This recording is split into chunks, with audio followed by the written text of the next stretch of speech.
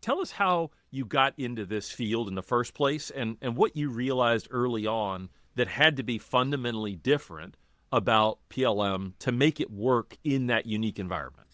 Yeah, that was a strange day. I was doing sessions on how to select a web-based PLM. Now, the reason I was doing that Okay. was because Heppelman and Wingill, kind of came into the world. This is probably 2000.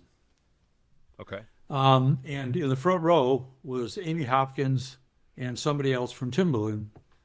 And they were listening to me go through this stuff. And at the end of the session, Amy Hopkins came up to me and said, "I'm from Timberland.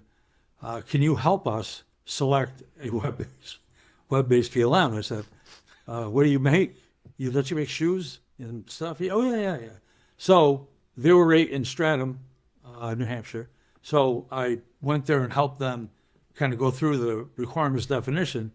And the hardest transition for me is to realize that the clothes we wear are broken down into front, back, side, collars, right sleeve, left sleeve, blah, blah, blah, and that none of them are parts.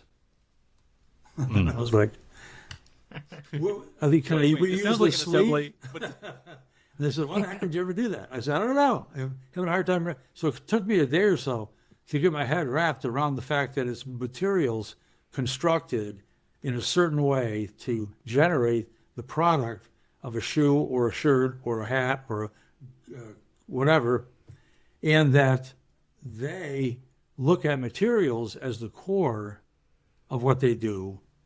And from a given style, like the shirt you guys are wearing, or I'm wearing, this thing, you can have, let's say, 5 different colorways, meaning different color associated to its release.